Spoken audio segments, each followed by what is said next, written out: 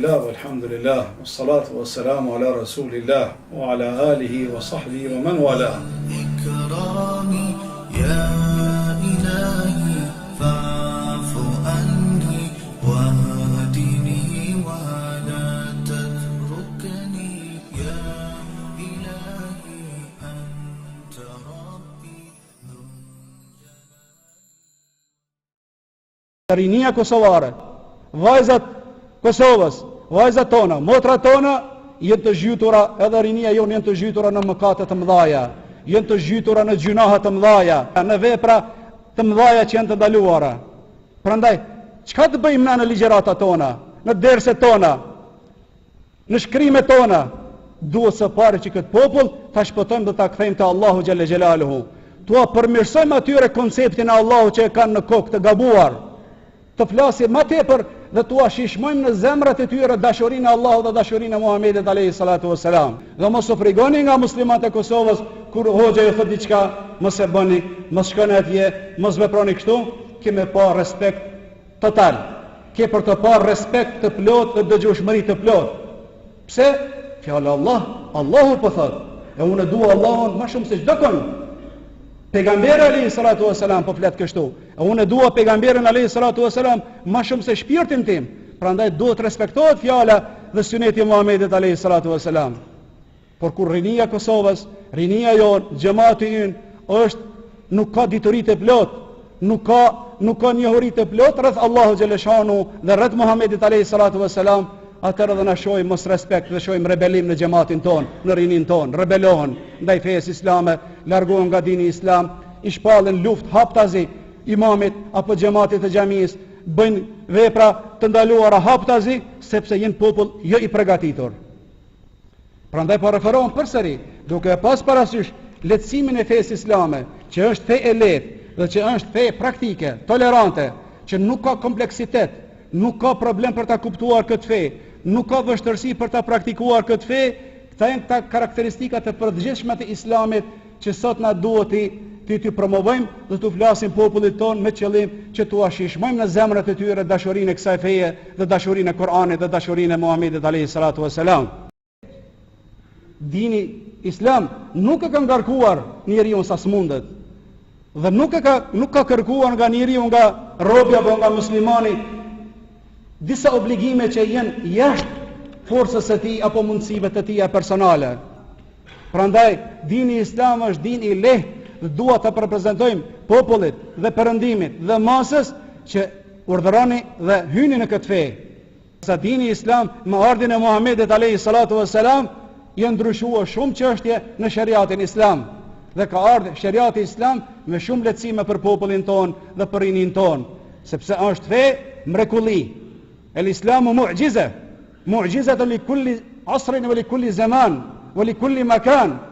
Është mrekulli që praktikohet në çdo vend, në çdo kohë. Prandaj duhet të bëjmë një ndryshim radikal në xhamat të ndershëm në jetën tonë. Duhet të bëjmë një ndryshim radikal dhe themelor në diskurset tona, në ligjëratat tona fetare dhe në shkrimet tona.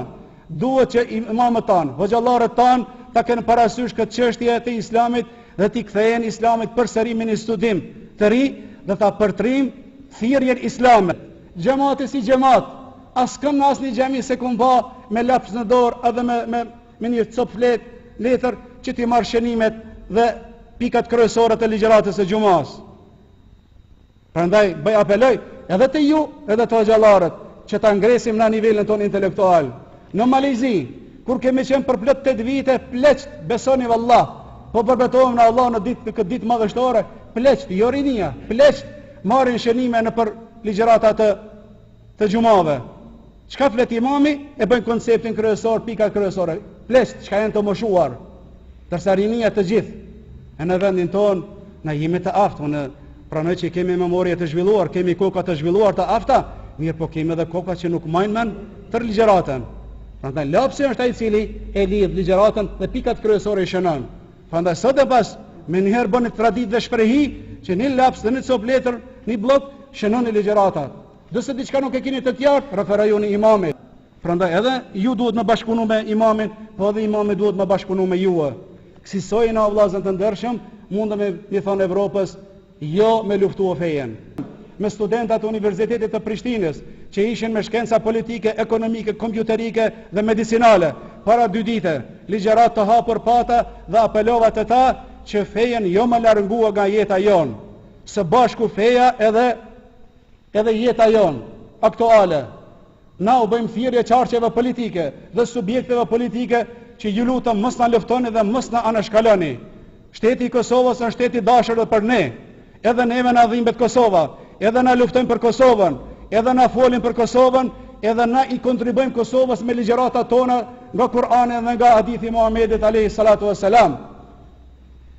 Rinia kosovare është zhytur në alkool, prandaj dhe prijesat islam duhet me marr shërimin e këtij problemit. Rinia kosovare është zhytur në droga.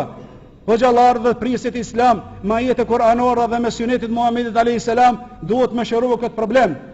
Prandaj si shpëtohet ai rini, qofshin vajza apo djem, shpëtohet kur na flasim për çështjen e etikës dhe të moralit, kur bëjmë një ndryshim dhe një urë të dialogut lidhje me ta dhe zhvillojmë tubime të shpeshta, mbledhje të shpeshta dhe u asqarojmë atij që kjo rrugë që sot e ka perëndimi, ka shkon në humbje çështjen e moralit dhe të etikës, ajo rrugë nuk është e dobishme për Kosovën. Kosovës i duhet në gjenerate shëndosh, i duhet një rini e shëndosh që nuk përdor drogën, që nuk bën vepra të ndyta, që nuk bën vepra kriminale dhe penale që janë të ndaluara. Kështu na ecim përpara me ekonominë tonë, me shtetin tonë, me arsimin dhe me kulturën dhe me probleme tjera që bëna ballafaqojnë. Prandaj ju lutemi që subjektet politike edhe udhëheqësit tanë politik duhet të hapin derën e dialogut dhe të zhvillojmë çështjet globale.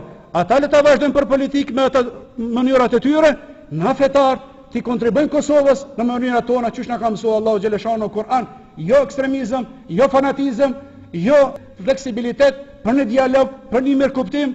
Kështu sot po promovohet edhe po zhvillohen bisedat në anën banë botës.